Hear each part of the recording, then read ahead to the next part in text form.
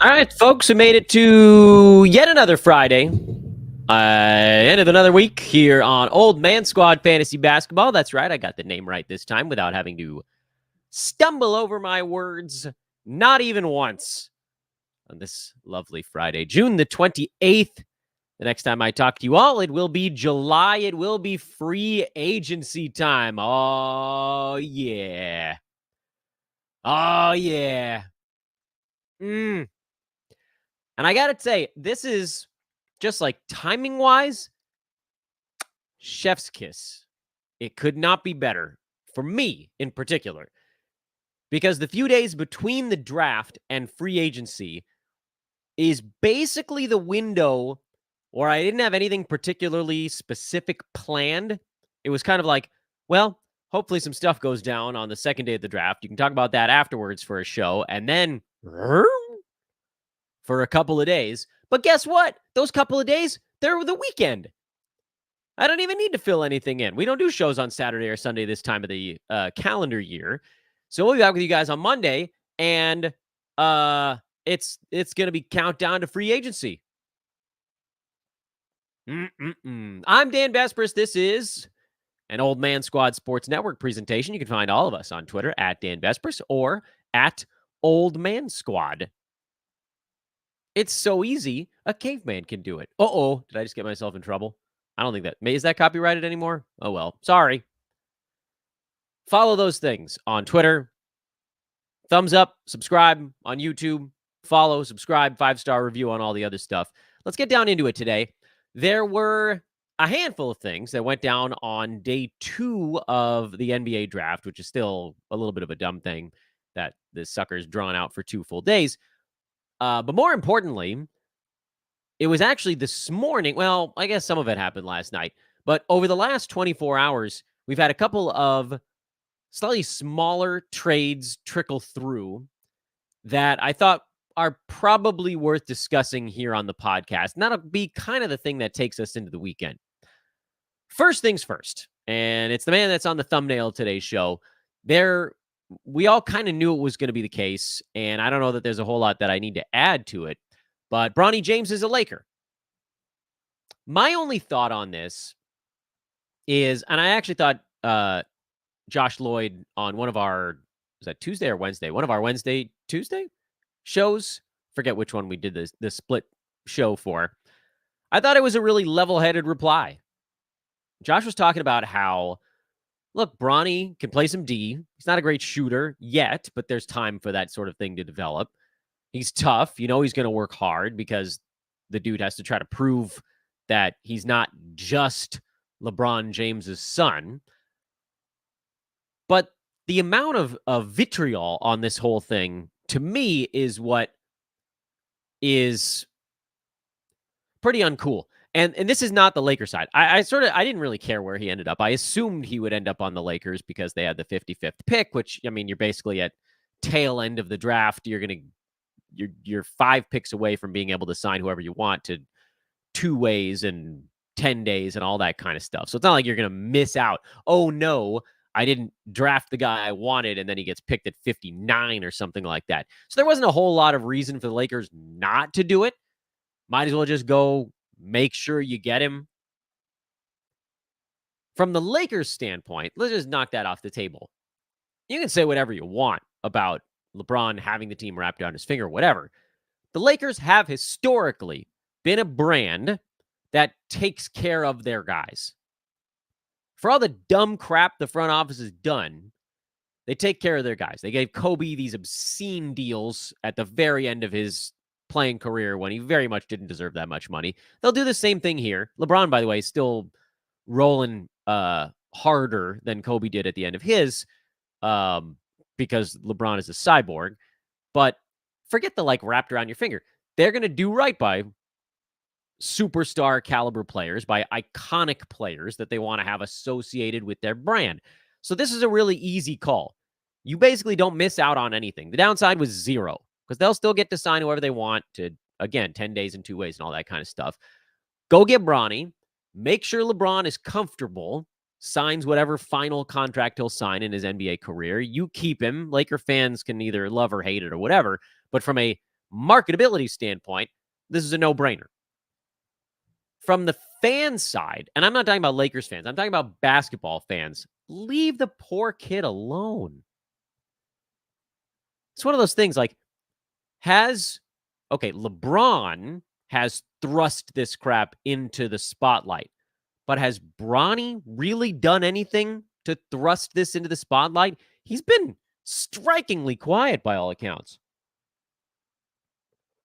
because he knew he was in a no-win situation. He's LeBron James's kid. He's the son of the player who might very well go down when all is said and done as the greatest basketball player of all time. And everybody will argue about it forever, but he's going to hold like half of the damn records when his career is over. Hard to argue with that being at least top 2. How do you live in that shadow? How do you live in that shadow, especially when the guy creating the shadow is also casting more in your direction? Oh yeah, I want the team that I want to play with my kid, all this kind of stuff. And then he tried to back it off, but we know, like, of course dad wants to play with son. Anybody listening to this show with a kid knows you want to play with them. I don't care what they're doing. You want to play with your kid. If my kid decides he wants to be a frickin' code writer, I want to go write code with him. I don't know how to write code. And heaven forbid my kid wants to do what I do. He wants to go be a broadcaster. My God, are you kidding? I'd love to broadcast with my son when he gets older. So don't try to tell me that LeBron didn't, obviously he wanted to play with his kid. He just had to stop talking about it because he knew he had created a media firestorm. So leave Bronny alone, man. He's dealing with enough. It's really hard to know that you're not your dad, who's the best player ever, basically. Anyway, he's a Laker. I don't think he's going to play that much this season, so don't worry about it on the fantasy side. But that's my take. I say, let the poor kid try to figure it out. Let's talk more fantasy stuff now. On the fantasy side, or on the player movement side, I don't give a flying you-know-what about the second-round picks that came off the board in the draft. What I do care is that over the last 24 hours, we'd have 6 or 7 pieces of news drop in the NBA, and we'll work through them chronologically, some more pertinent than others. First, Jamal Murray likely, sounds like it's almost done, to sign a 4-year, $209 million contract extension with the Nuggets. That's great. This is kind of chip on the shoulder season, I think, for the Nuggets, who were the reigning champs and then got knocked around a little bit, ended up taking it to the end, but beat by the Timberwolves. Nuggets are going to want to show that they were not a one-time thing. And Jamal Murray was great this year when he was healthy enough to play. Quietly, I think you could argue Jamal Murray had a really, really good year. 21 points, 4 boards, 6.5 assists, 2.5 3-pointers, a steal, 0.7 blocks. We'll see if that sticks. And 48-85 splits, but only 59 ball games. And there are going to be a lot of guys that I believe go off the board before Jamal Murray because do they score a little? Like 21 is not that many points for a guy who has his scoring ability. You know, Desmond Bane put up 24 as a point of reference. So I don't know. And maybe I'm out of my mind, but I just didn't get the feeling that fantasy players were as enamored with Jamal as they could have been. To be fair, I faded him this year because they were coming off a title. I figured someone's on that team were going to have a down season because bodies break down after those long playoff runs. But Jamal's ADP was 41. Feels unlikely that he'd be going earlier than that this coming season when he missed 23 ball games and hurt some fantasy teams. And to be fair, he's not the world's most durable player. You know, this isn't a guy that is rolling up 81 game seasons, at least not since 2018, 2019. COVID year, he missed 13 games. Following season, he missed 24. Last year, he missed 17. This year, 23. So it tends to be a little bit banged up.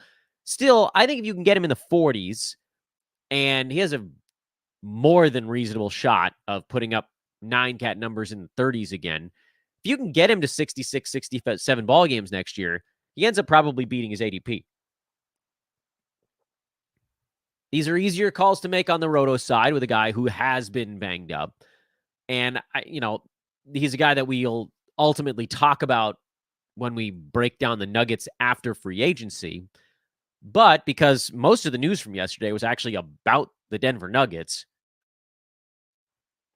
felt like we kind of had to cover it now. Another piece of news on the Denver side, KCP declining his $15 million player option, and he will enter free agency. I saw a report, and I don't know how accurate this is, that he's going to be looking for a deal in the $20 million range, which feels way high. Is KCP really good enough to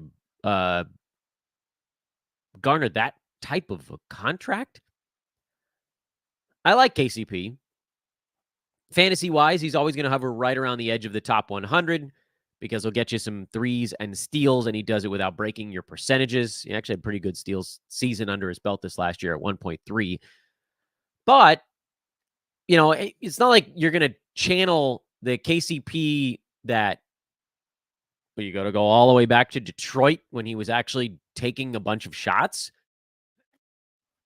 He has, I think, to the benefit of his career, settled into this role of guy who's not dealing with a ton of usage, not afraid of taking a big three-pointer. His three-point percentage has been absolutely fantastic over the last 4.5 seasons or so. He gets you steals, but he's generally only taking about, 7 to 9 shots per ball game. So Detroit KCP, that was averaging 14 points a game, I don't think that's coming back anytime soon, unless he decides, oh, you know what, I got my two rings. I want to go to a place where I'm going to be a larger offensive focal point. Well, he's not a ball handler. He's not a terrific passer. He got more assists in Denver because that's a team that just moved basketball all the time. He's going to get you steals somewhere between 1.1 generally and 1.4. He's going to get you probably in the mid to high ones. Maybe he cracks 2 3-pointers in a good year. He's a great free throw shooter, but he's not going to score. He's not going to rebound at all. He's not going to get you many assists. He got some blocks this last year, whatever that's worth. But I don't see how. I don't know. I mean, good 3-and-D player, but more than 15 mil for a good 3-and-D player who can't create on his own? Perhaps I have no concept of how contracts are working these days. That is very possible. I'm not a front office expert. I don't generally know what guys are going to go command out in free agency. But given how restrictive the latest CBA is, I don't know what team is about to go give him a ton of money. Maybe it's more about years. Like maybe he's looking for, instead of 1 year for 15 mil, maybe he wants to go get like a 3-year deal for 40, slightly lower average value, but at least you lock in the extra $25 million just in case something goes wrong with his body over the next year and a half. We shall see. So, it comes right down to it. You're basically looking for, KCP was effectively the 5th option in Denver this year. He was going to be the last starter to shoot the basketball behind Jokic, Jamal Murray, Aaron Gordon, and Michael Porter Jr. in whatever order. And then there's KCP. So what you should be tracking is, as we figure out where he ends up in free agency over the next few days, does he end up in a place where he's higher than the 5th offensive option on a team? Shot quality might not be as good without Jokic and Jamal Murray getting him open. But the number of people in front of him was just big. Jokic took 18 shots a game. Jamal Murray was at 17 shots a game. How many shots did Michael Porter Jr. take this last year? He was at 13.3. Aaron Gordon was at 10. What does that come out to? Jokic and Jamal Murray. I said what? That was 18 and 17. I already forgot. 18 and 17. So that's 35. Plus 10 for Gordon is 45. Plus Michael Porter Jr. was 13 and change, about 58. Somewhere between 58, 59 shots were being accounted for before you got to KCP. So basically, go look at where he ends up. See how many shots a game the other 4 starters took last year, and you can have a fuzzy math iteration of how much might be left over for KCP. Yes, there are these other factors. You might end up on a team where the sixth man takes a lot of shots. Like, we can deal with that when we get there. But I do think that there's a pathway for KCP to wiggle inside the top 100. Like, he was just barely inside of it last year. He was, I think he was just outside of it with Washington because the field goal percent was lower. For the Lakers, I think he had 1 year in there where he was above it, but the steals were a little bit lower. There's a pathway. It's basically what I'm talking about here. Like, if he can go from 7.7 shots back up to 9 point something, and the other stuff sticks, meaning close to 2 3-pointers, field goal percent closer to 45 instead of 42, free throw in the high 80s, 1.3, 1.4 steals. He's not going to be exciting, and the ceiling is like 80 to 85 range, but he may be worth a draft pick depending on where he ends up next year. I don't think we can totally write him off, even though he's very, very boring.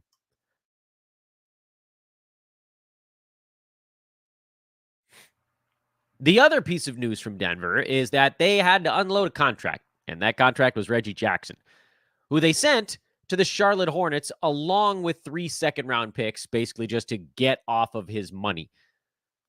Reggie Jackson on the Charlotte Hornets does have a pathway to value, but, of course, it involves LaMelo Ball being hurt again. So, no, Reggie Jackson is not a player you're drafting in your fantasy drafts unless we get word that LaMelo's not going to play to start the season, which there's been no word that that's something that's even remotely close to happening. Let's say it does. Okay, fine. Still, we've known Reggie long enough to know that his fantasy game doesn't translate all that well to 9-cat. There are big, ugly, gaping holes in it. He gets some points. He gets some free throw percent. And that's basically it. It's been a long, long time since Reggie Jackson had a full season worth utilizing in fantasy. He got very close during a year with the Clippers when they were hunting for a point guard, where he averaged 17 points and 5 assists. And he was like right on the borderline of value, but his field goal percent was terrible. He gets no defensive stats to speak of. And look, like, if you have the ball in your hand that much, 4.8 assists is not that high. You got to go back to basically 2014, almost a decade ago, the 14-15 season, when he averaged 17.5 points and 9 assists. That's the last time you could really point at and say, yes, that dude was a significant fantasy asset. He was close to that.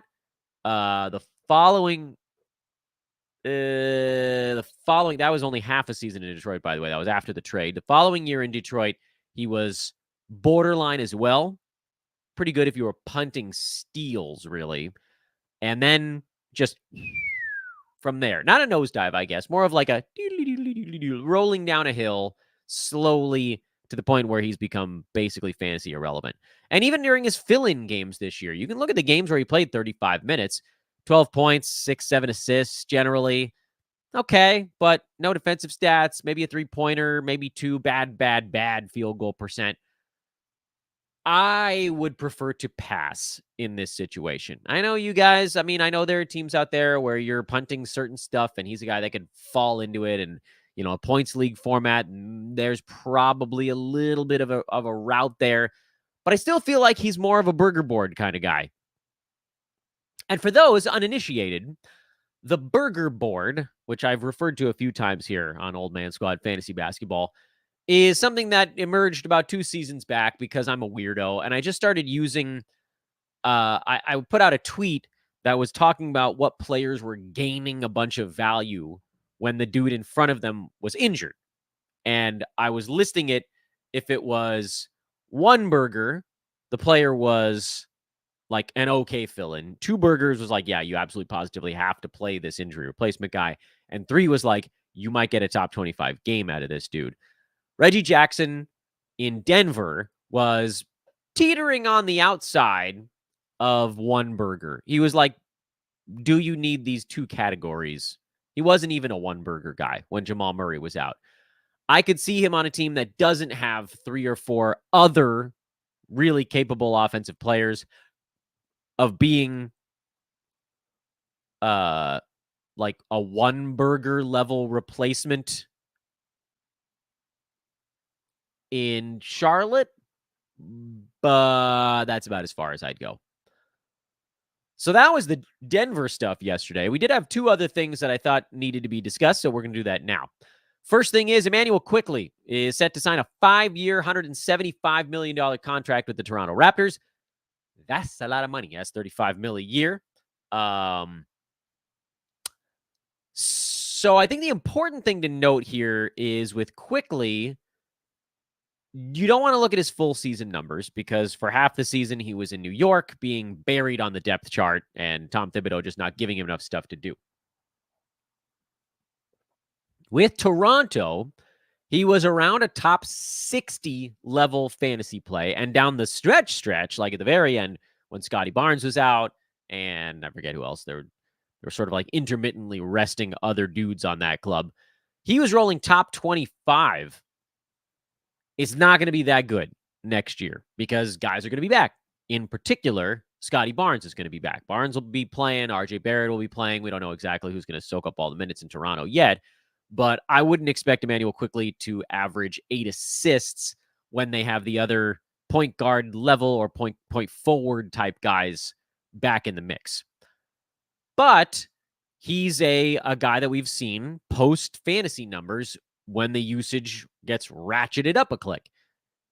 During the last, call it 15 to 20 games this season, Quickley averaged 21 points, 6 boards, and 8 assists with 3 3-pointers, 1.2 steals, and 44-85 splits. Yes, the field goal percent was bad, but everything else was pretty darn good. He's also a guy who's going to be, I think, on a lot of analysts' upward trending boards. And so I think you got to be really careful because that's the type of guy where hype train stuff starts to happen. The totality of his time in Toronto Quickley was at about 18.5 points, 7 assists, a steal, 42% shooting, which, by the way, is much closer to his career mark, although, again, it had seemingly trended in the right direction the last couple of seasons in New York. 84 from the field, 2.8 3-pointers, and only 4.8 rebounds. So the rebounding numbers down the stretch were hyperinflated, and I would argue the assists numbers were as well. But even if you bring him back down to kind of the overall Toronto numbers, or you could, if you really wanted to get tight with it, you could sort of look at the Toronto numbers when Scotty Barnes was in there, which was, the scoring was not all that different. He was close to 17, 18 points, but the assists were more like 6 instead of 7 or 8. Rebounds were more like 4 to 4.5 instead of 5. Field goal percent, again, I don't think we can say for sure what it's going to look like next year, and then more like 2.5 3-pointers. That's still good enough. And you're like, Dan, doesn't that sound an awful lot like the Reggie Jackson numbers you were just talking about? Well, sorta. Quickley is better defensively. Steals are higher. I would expect him to be around 1 steal per game, where Reggie Jackson is just not getting to that mark. Scoring and roll are certainly more locked in, because I was comparing it to Reggie Jackson when he got a starting role. But at the same time, without the bump in assists, without the bump in steals that felt sort of mirage-like down the stretch, how high is Quickley going to go? I think that 60s range is probably a more reasonable target, and I worry that because he did average over 20 points per game down the stretch, and people are like, oh, I love guys that shoot a lot, he strikes me as a guy that's probably going to get drafted inside the top 50 as the hype train gets going, and then I probably can't bring myself to do that.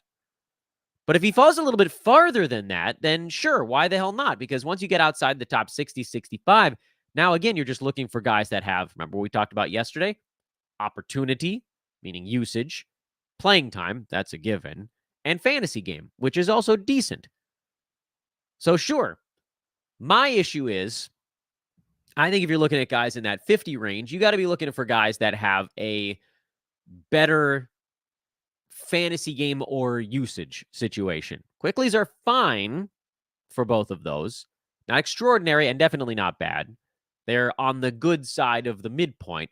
But if you have a pick at like 48, you still probably have a choice of someone out there who has a truly powerhouse fantasy game, or a guy that's like one of the top usage guys out there still. Those dudes are still floating around at that point. You don't have to go to the next click down of like third option or like 2B or whatever it turns out. So I want to make sure you guys are interpreting what I'm saying correctly here. I actually like Emmanuel Quickly a lot, but I also believe from just looking at his numbers, he and sort of like, oh, this is a guy who had a really good finish to last year. Those are the types of guys that often get power boosted up the ADP board. And I just don't want to be like, oh, yeah, we got to go get Emmanuel Quickly. And then, he opens with a pre-rank of like 60, and 2 weeks later it's 50, and 2 weeks later it's 44, and 2 weeks later it's 39. And suddenly you could have Jamal Murray there, whose fantasy game is a lot like Quickly's, but shoots 6% better from the field. Like they're almost a carbon copy of one another, but one dude from a field goal percent just runs circles around the other. You go get the one that's just generally better.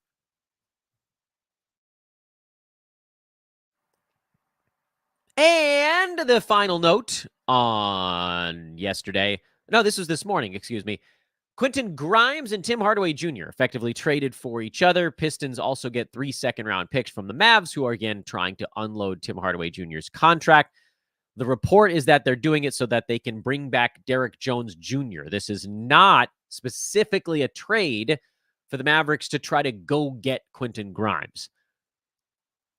I don't want to sound like a guy that's like clowning on Quentin Grimes. I just think he's fine. He's not great. He's not terrible. He's just fine. He's fine. And as long as Luka and Kyrie are upright in Dallas, tain't nobody else outside of a center that's going to post fantasy value on that team. Just not. It sort of doesn't matter. Unless they bring, like, a guy like Alex Caruso would have been the only type of fantasy player where you could have been like, oh, yeah, he'll have value there because he's going to be guarding everybody and, ultimate 3-and-D type. Quentin Grimes is not the ultimate 3-and-D type. He doesn't have the same fantasy game of an Alex Caruso. So, sure. Will he play in Dallas? Probably some. But think about the other guys they've got floating around on that team that basically still play the same role that Quentin Grimes plays. Even looking at his best season in New York when he played 30 minutes a game, 2022-23, he was 11 points, 3 boards, 2 assists, and 1.1 combined defensive stats. There's just not enough fantasy stuff there. He's not a brilliant defensive player. He's fine, but he doesn't get a ton of defensive stats. He's not a great shooter. His 3-point number is okay. There's almost no chance he gets enough consistent playing time on a team that, by the way, again, provided they do bring back Derek Jones Jr., which, again, sounds like that's the goal in all of this. PJ Washington is still going to be soaking up a lot of those minutes in the first unit. They still have Josh Green floating around. I think they still have Jaden Hardy floating around if I'm trying to deep dive my brain. Is Dante Exum signed beyond this year? I don't remember. But there's enough bodies already there that are already fighting for this same stuff. Great. Quentin Grimes, you got another small, undersized small forward or oversized shooting guard. Congrats. You now have 4 of those. And to those of you that are like, okay, Dan, I get it. You don't like Quentin Grimes to be a fantasy asset on the Mavs. What about Tim Hardaway Jr.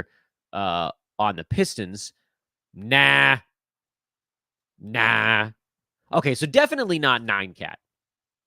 Maybe I should be a little bit more clear on that front. Tim Hardaway Jr. did have a smattering of one-burger-style games when either Luka or Kyrie was out. And he had a couple of ball games that were almost 2-burger level when both Luka and Kyrie were out. And you can, the game log hunting with Tim Hardaway Jr. is so freaking easy. Just go through and try to figure out any game where he took 17 shots or more. And I can pretty much guarantee on my life that one of the two superstars was out in like 95% of those. Like January 15th, I'm looking at the line score first to see who played. Tim Hardaway Jr. scored 41 points in that game. Went 11 out of 23 from the field in a win against the Pelicans. Yeah, no Luka. Kyrie was there, by the way. He also scored 40, but no Luka. What do we think? We think Tim Hardaway Jr. is going to show up in Detroit and take 17 shots a ball game? I do not. He is not part of the rebuilding plan there. I think he'll play a little bit in Detroit because just from a floor spacing standpoint, Pistons had none of that last year. They got a little bit of it with Simone Fontecchio. And so you might see some Hardaway small forward minutes blended in if they're not ready to say Azar Thompson is going to play there full time or whatever. But Isaiah Stewart is basically their starting power forward, provided they don't trade him. And then, of course, Jalen Duren is the starting center on that team. So, you'll see Tim Hardaway probably play minutes in the 20s for the Pistons would be my guess. You probably see him get around 10 shots a ball game. But guess what? That ain't enough because his fantasy game is just not very good. He's a very low field goal percent guy. He'll get you threes. ... 10, 11, 12 shots a game. Best case scenario is what? 15 points and 3 3-pointers. That puts him with his other profile, which is fine free throw shooter. He was good this last year, but it's not all the time. Terrible field goal percent. No boards, no assists, no steals, no blocks. Top 125, 130 is probably one of your better case scenarios for him. So is that a guy you're drafting? Nah.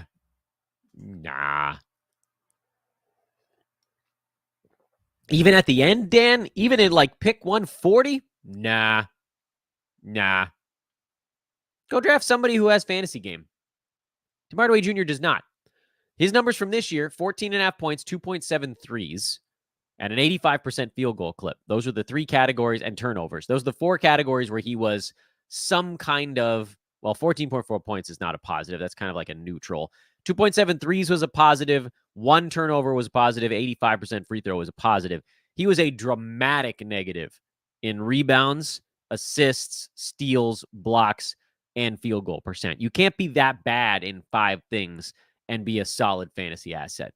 You just can't. You can be like medium bad in a few things. You can be slightly neutral in 5 things and still hang on. Like Clint Capella was bad in 5 things. Points, threes, assists, free throws. I guess it's really 4. Point threes, assists. Oh, steals?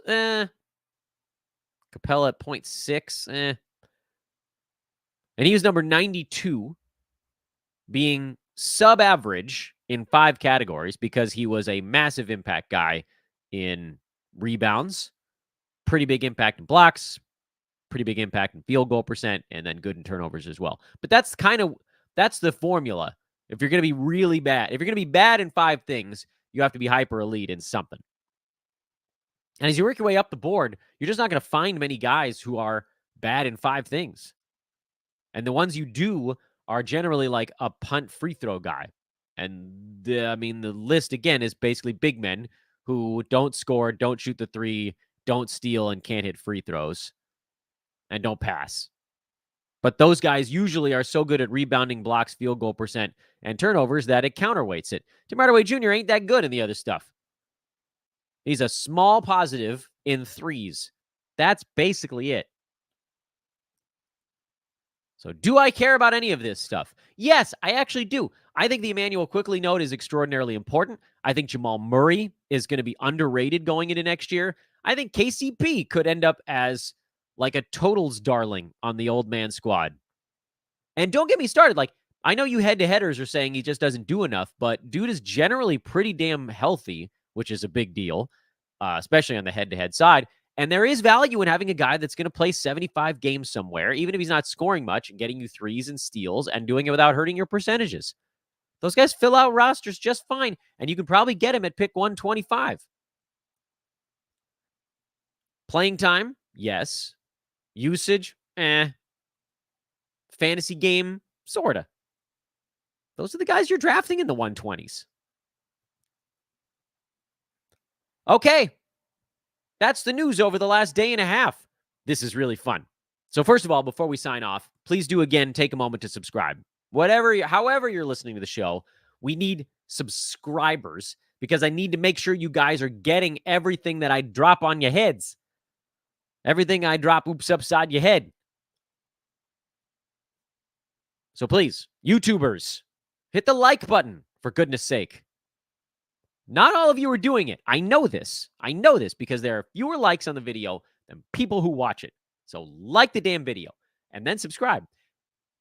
iTunes, Spotify, all you folks. I know there's no like button there. So please do subscribe or follow. And if you have 90 seconds, please drop that 5-star review. It is extraordinarily important. We got almost 900 of those on iTunes alone on the last show. I don't even remember how many were on Spotify. And we're starting back at 0 is tough. It's tough. And I want to get a few of them built up before we hit the ramp up to the season in like a month and a half, because then people are going to be like, oh, yeah, there it is. That's the new one. There's Dan's show. So thank you in advance for whatever you guys can do to continue to help us on that front. That's the only thing I'm promoting right now for a while here yet. Have a wonderful weekend. We'll talk to you on Free Agency Monday. I think it's coming right around the corner, isn't it? I didn't even check the clock. NBA Free Agency 2024. What day does NBA free agency start? Does it happen late on Sunday night this year? It might be late Sunday night. Either way, we'll talk to you in July. It's going to be a wingding. Or maybe it won't. I don't know. But we'll have a lot to talk about either way. I'm Dan Vespers, at Dan Vespers on Twitter, at Old Man Squad. We'll see you guys over there for the next couple of days. And then Monday.